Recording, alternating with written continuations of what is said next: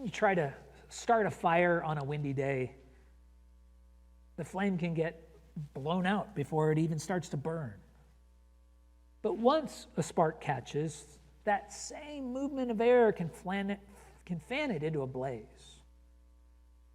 And opposition can work the same way. On one hand, it can quench a person's fire for the Lord before it gets started, but in His providence, God also uses opposition to cause believers to grow in our commitment to Christ.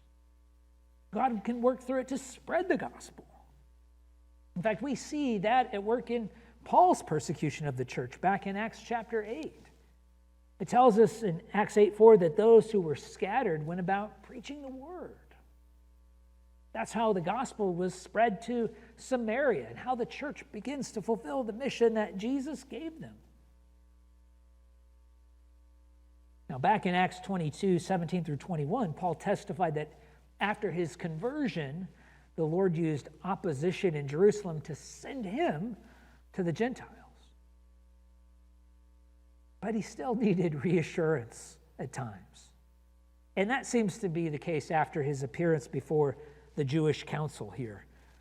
Acts 23:10 through 11 tells us, when the dissension became violent, the tribune, afraid that Paul would be torn to pieces by them, commanded the soldiers to go down and take him away from among them by force and bring him into the barracks. And in verse 11, the following night the Lord stood by him and said, "Take courage, for as you've testified to the facts about me in Jerusalem, so you must testify also in Rome." Now we know from Paul's letter to the Romans that he was planning to go to Rome, but probably not in the way that God was orchestrating here.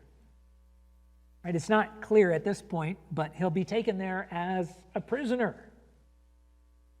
And so to get the ball rolling, additional opposition is needed here to start this long, slow journey. Verses 12 through 15 tell us when it was day, the Jews made a plot and bound themselves by an oath together to neither to eat nor drink till they had killed Paul.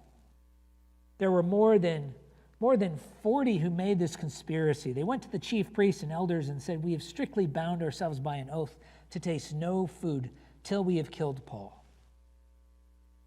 Now therefore you, along with the council, give notice to the tribune to bring him down to you, as though you were going to determine his case more exactly, and we are ready to kill him before he comes near."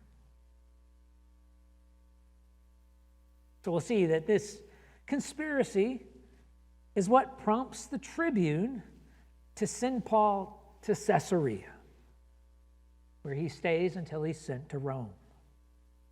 But there's two other circumstances that combine with this opposition to bring that about. And the next one leads us into another part of Paul's life that we know very little about.